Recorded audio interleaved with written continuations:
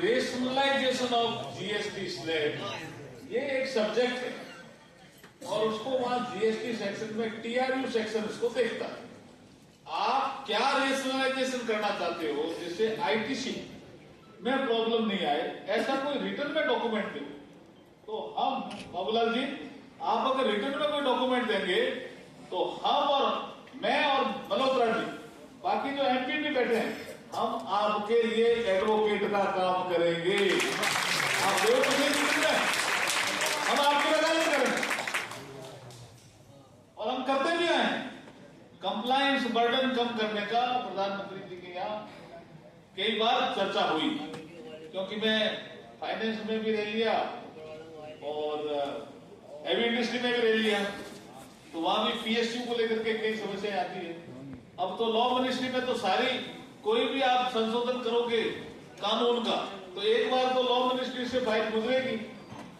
तो हम आपको ये इतना बड़ा आश्वासन दे रहे हैं कि जो भी कंप्लायंस बर्डन कम करने से संबंधित सुधार होगा, हम आपके साथ खड़े मिलेंगे,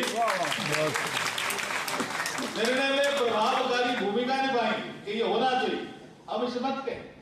इसलिए आपके सम्मेलन में बीकानेर के मोहन जी सोराणा तो जानते होंगे, 3-4 कार्यक्रम सुबह करके हम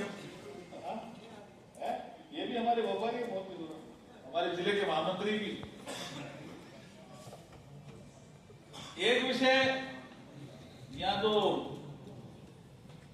गुप्ता जी बोल रहे थे, बहुत अच्छा बोल रहे थे, आप बोल रहे थे तो अच्छा बोल रहे थे, तो इसको थोड़ा सा समझने की जरूरत है। ये क्यों परिवर्तन होता है?